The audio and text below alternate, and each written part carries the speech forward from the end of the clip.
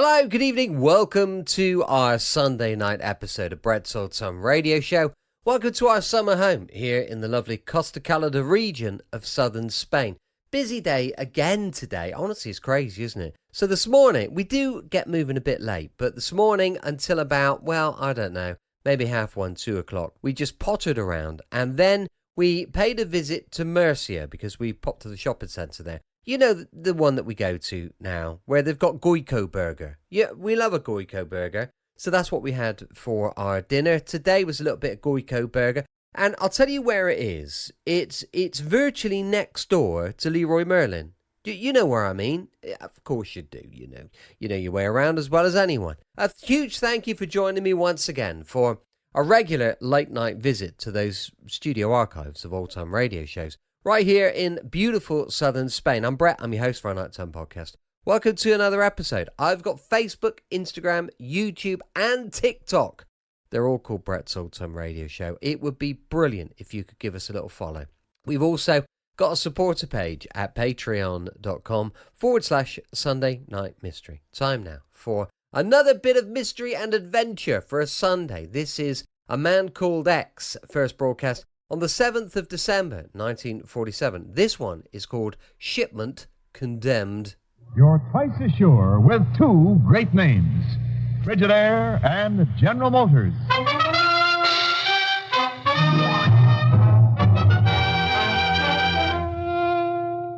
Frigidaire presents Herbert Marshall as the Man Called X. Wherever there is mystery, intrigue, romance, and all the strange and dangerous places of the world, there you will find the Man Called X.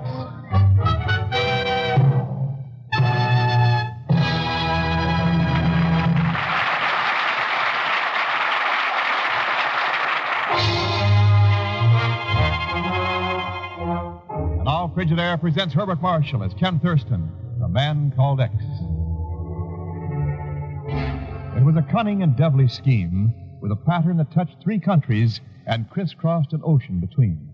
Ken Thurston was called in late, but then the last stages of any game are always the most dangerous. I don't know whether you heard about the deal or not, Ken. I'll know more about it when Miss Brooks gets that call through to Pringle.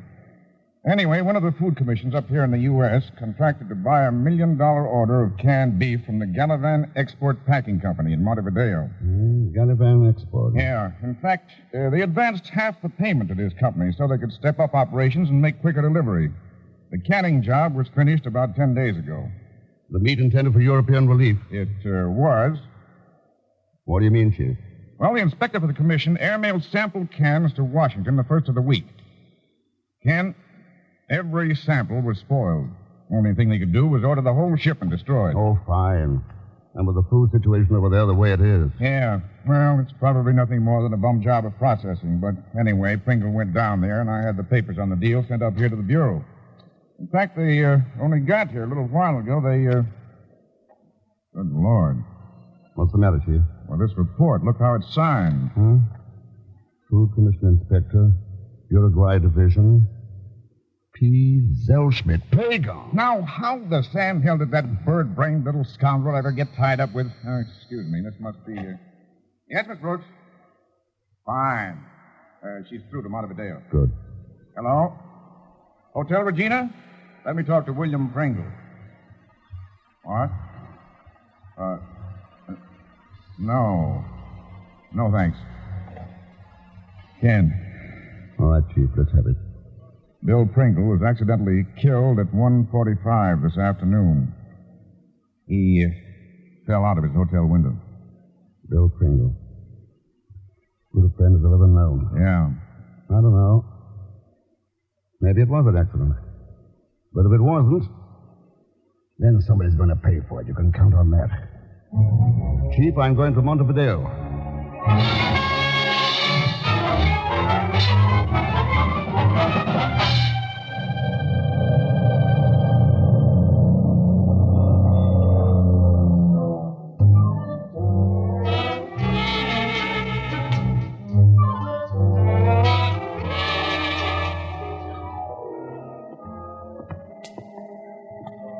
Which way, Lieutenant Lubin?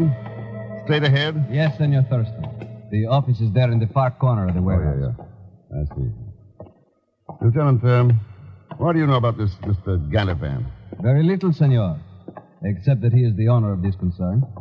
The export packing company has never been subject to police investigation before. Oh, it isn't now. It's just that I'm following a hunch, that's all. Oh, seems to be a visitor leaving. Again, my thanks, Mr. Gallivant. You may be able to work things out. Very well. Oh, well, Lieutenant Rubin. I'm sorry, I don't believe... Ah, yes, the lady from France. Yes, Lieutenant. Jean de Leone, remember? But of course, I checked your passport when you arrived on the plane yesterday. May I present Senor Thurston? Senor How do Thurston. you do? You are a resident of this beautiful little city, monsieur? No, I just got in from the States a few hours ago. Apparently, we're both visitors. How nice. And have we not found a lovely place to visit? Imagine having summer in December. No, then, of course, it will be winter here next July. Things usually balance up, mademoiselle. Yes, I suppose they do. I had not thought of it that way. I am staying at the Hotel Regina, monsieur. Au revoir. Senor Thurston, I envy you. In 1 minute, you have made a conquest. I wonder. Ah, such elegance, charm, and the perfume she is wearing. Yes. Lieutenant, Mr. Gallivant, you remember? Of course. Yeah. Oh, shall we go in? Oh, Lieutenant Rubin. Come in. Thank you. Senor Gallivant, this is Senor Thurston. Thurston? How do you do? Senor Thurston is from the bureau in New York. I see. Won't you sit down, gentlemen? Senor Gallivant, the little lady who left, she is a friend of yours, perhaps? Oh, Miss De Leone? Charming, isn't she? Sorry I couldn't oblige her. She wanted a job. I don't see how you could refuse her. Well, it wasn't easy. Mr. Thurston, if the commission sent you down here to turn the heat on for the money they advance, well, I haven't got it, and I don't know how I can get it. I'm not interested in money right at the moment, Mr. Gallivant, but I would like to know what caused the whole shipload of canned meat to turn out bad. So would I. When your inspector called and gave me that report from Washington, I just couldn't believe him. Now, as I understand it, the commission ordered the shipment destroyed. Is that right? Yes, and that'd mean another big expense, if it hadn't been for the generosity of Monsieur Valton. Who's Valton? I only met him 2 days ago, a man with a badly scarred face. He's an agent for the French-Uruguay steamship lines, arranged to take the stuff aboard the New York-bound freighter Polonaise. It left Montevideo yesterday. But the entire order's condemned. Why ship it to New York? Well, they put it in deck storage. It'll be dumped at sea. Pretty tragic for the hungry people in Europe who needed that food. I think it may be quite unfortunate for Monsieur Valton.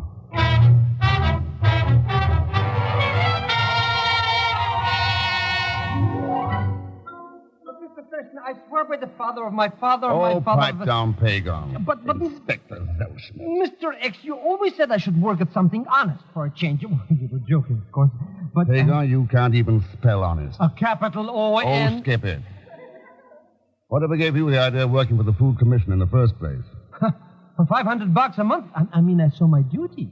And I did it. They practically drafted me. Why, the general manager of the Congress called me up and said... I've already seen that letter of recommendation. Said to me, he said, oh, you mean the letter you wrote? I mean the letter you wrote and signed my name to. But you were out of town. And anyway, I knew how you felt about it. Oh, sure. Irreproachable character, highest ethics, a genius who speaks 9 languages fluently. But... You can't even speak 1 language. But... Down here to sample $1 million meat order. Why, you wouldn't know how to sample shoe polish. Huh? That just goes to show you. So I didn't. I hired an expert. You what? Sure, a little Euro guy named Pedro Zapato. For the sucker. He did it for practically nothing. I'll bet. Well, he was recommended by my very close friend, Monsieur Noble. The French consul, you know. And how did you get to be a close friend of the French consul? Oh, he dropped around last week just to pay a socialist call, you understand? Yeah. Maybe I do understand, Pagon. Tell me, what does this Monsieur Noble look like? Very distinguished. Strictly first-class big shot. Why, he even used to fight duels, Mr. X. Scars all over his face.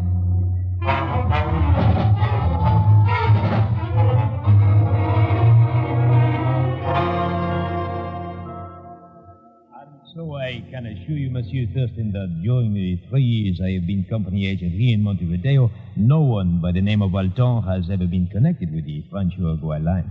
Well? And also, as I told you, the French consul has been up in Panama for the past 10 days. He will not return before sometime next week. I see. There's one more thing.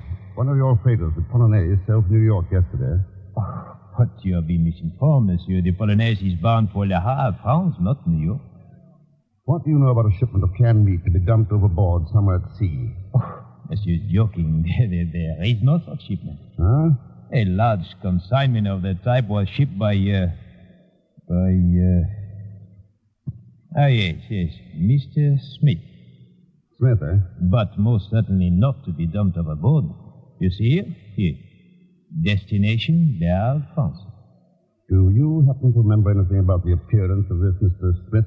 Oh, just an ordinary man, except for some rather deep scars on his face. Well, thanks for your trouble. I won't take up any more of your time. Oh, no trouble at all. The motto of our line is service with a smile, at low cost. How inspiring. Good day. Uh-huh. There you are, Mr. Thurston. I thought you were going to stay there all day. If I'd known you were out here, I would have. Well, so long, Pagan. But, Mr. X, he said for us to wait right here at the bottom of this little alley. He went to make a phone call. Who did? Well, that's what I'm trying to tell you. My very dear friend, the French consul. I see. He came down here with you, huh? Oh, sure. He's very anxious to meet you. As soon as he gets back, of course. Yes. Gets back from Panama, as a matter of fact. Huh? Mr. X, what's the matter with that driver? Hey, look out where you're backing that truck. Wait, there's no driver in that truck? But then why... Never mind, move, fast. Oh,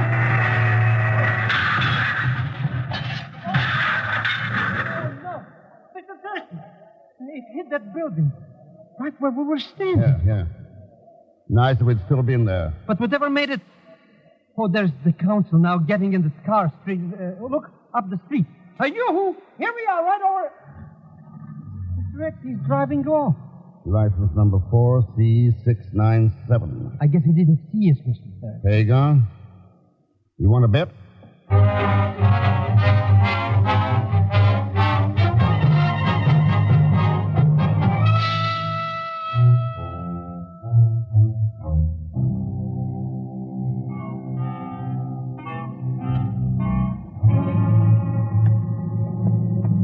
This Hotel Regan is not such a hot dump.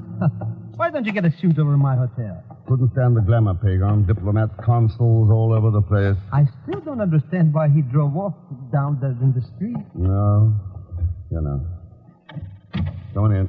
Anyway, if he's not a consul, then what's this all about? Pagan, it's about $1 million worth of canned meat that somebody wants to make $5 million out of on the French black market. Oh, well, and that... Mr. X, what kind of a shaving lotion do you use? Not the kind you're smelling. It's a little French import named Jean de Leone. I've had a visitor. French import? That reminds me, how could anybody sell that meat when it's no good? That's what I'm going to ask your help as soon as I can get Lieutenant Rubin to pick him up. You mean my friend Pedro Zapato? But he... Hello, operator. Get me Lieutenant Rubin at the Montevideo Police. No, never mind, operator. But, Mr. Thurston, how come you change your mind? Pagan, it'd be pretty silly to have the police hunt for a man when you already know where he is. Huh? Yeah. Come and take a look behind this bed.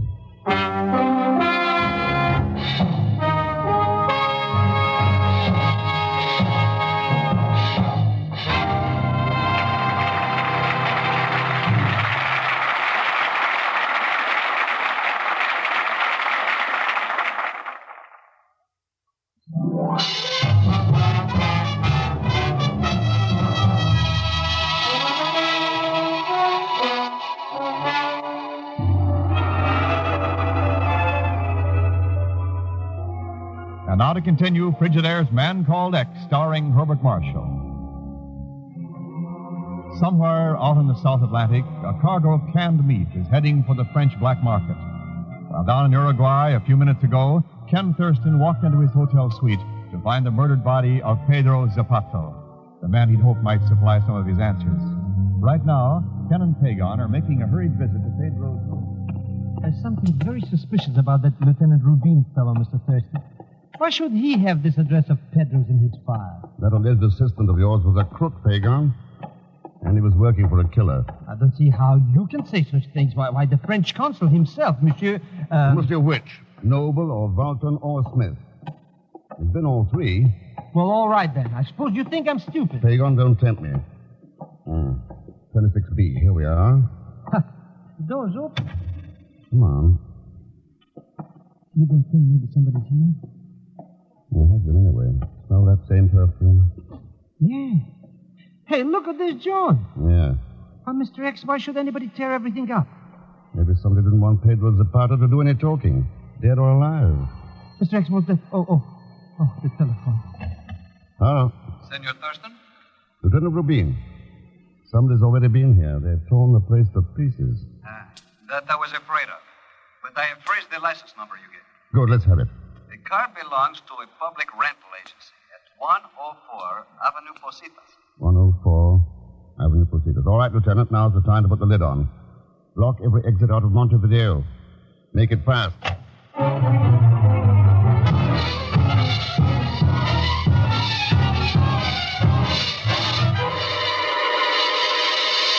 Ah, yes, indeed, senores. That number is the license of one of our autos. The car is sitting in the back room at the moment. When was it turned in? That particular car was rented by the customer at precisely 1:48 yesterday afternoon. 1:48. It was returned this evening at 5:26, something over 1 hour ago. And who was the customer? Mr. Smith. Smith, eh? Fellow with the scarred face? As a matter of fact, yes. Your friend again, Pagan? You know, Mr. Thurston, it's funny he never told me his name was really Smith. It is somewhat remarkable, this inquiry of yours. Only a little while ago, a young lady was asking about the same man. So?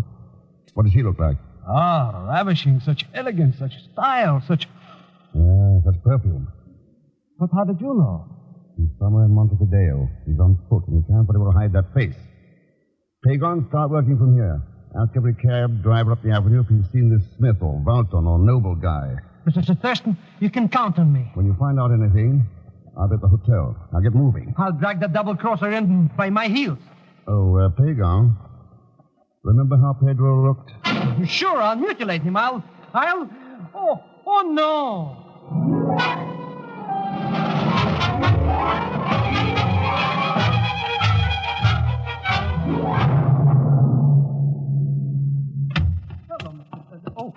I didn't know you were talking on the phone. Quiet, Pagan. Hello, Ken.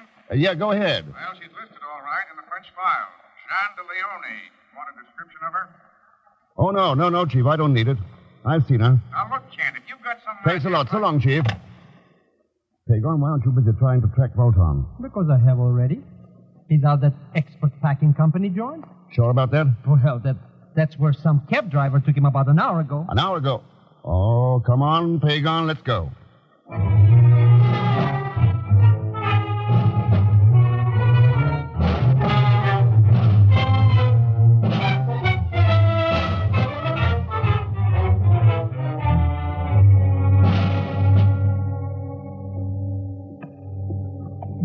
It's cold bin in here, Mr. X.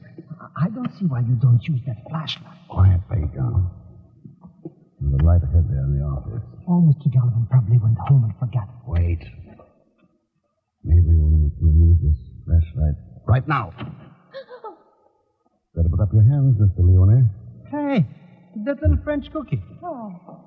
You see, I became lost here in the dark, Mr. Thurston. I was going to call on Mr. Gallivan. Yeah, I'll take the gun. Thanks. Mr. Leone, I know who you are. I know what you are. But how could you know? Because he is the man called X. He's... Oh, no. Come on. Let's go ahead and pay that visit you were planning. Huh? Oh, Mr. Thurston. Inspector Zelsby. Good evening, Mr. Gallivan. Mr. Gallivan, we just caught a housebreaker outside of your warehouse. This little cauliflower here. What? Oh, it's Miss DeLeone. Say, what's going on here? Can't blame you for wondering, Mr. Gallivan. The moves are coming pretty fast in this game. Has Monsieur Valton been here? Valton? Well, of course not. As far as I know, he's on a freighter headed for New York. Mr. Thurston, I just figured it out. This guy Gallivan is Valton. What? Well, sure. Why not? He uses makeup to look like scars on his face. He's just a Dr. Jekyll and Mr. Hyde. Grab it. Oh, pipe down, Pagan. I saw Valton, and he didn't weigh any more than Mr. Leone here. Then who is guilty, Mr. Thurston? Monsieur Valton. Huh? Who's that? Come in, Lieutenant. Who? I came as quickly as possible after I received your message, Senor Thurston. Well, you're right on time, Lieutenant Rubin. The only person we need now is Monsieur Valton. And I suppose you are going to tell us what has happened to him. Yes. I wouldn't reach into that drawer, Mr. Garavan. Lieutenant Rubin has recovered. You will please not move, Senor Gallivan. Pagon, that looks like a closet back of the desk there. Why don't you take a look? Oh, sure, Mr. Thurston. I'll be glad to.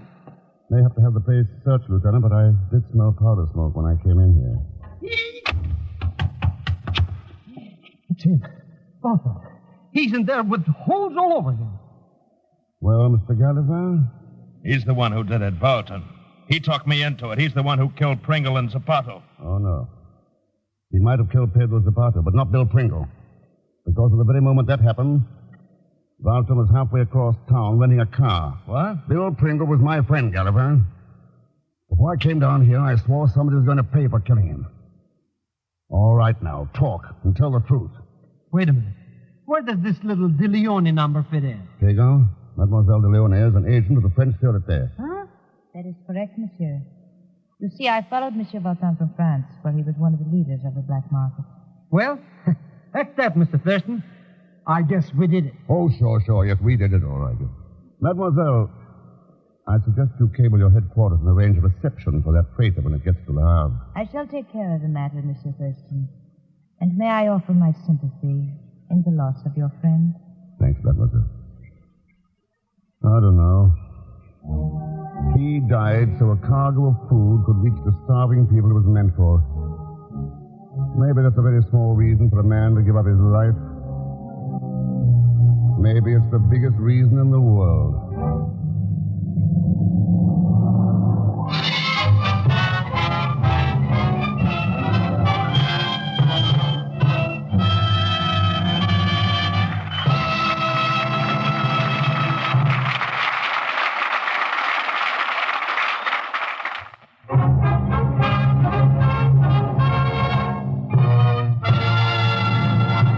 Frigidaire star Herbert Marshall. Thanks for being with us.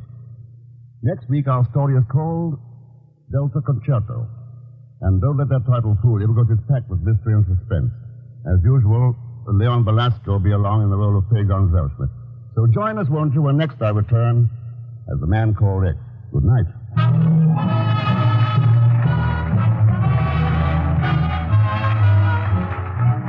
Frigidaire's Man Called X is directed by Jack Johnstone, with music composed and conducted by Johnny Green. Tonight's story was written by Les Crutchfield. So until next week, same time, same station, this is Wendell Niles speaking for Frigidaire, made only by General Motors. All characters and incidents used on this program are fictitious. Any resemblance to actual persons or incidents is purely coincidental. Remember, every Sunday night brings you two popular dramatic shows on CBS, The Man Called X and The Adventures of Sam Spade. Yes, for the best in entertainment, tune in and stay tuned in to CBS, the biggest show in town. This is CBS, the Columbia Broadcasting System.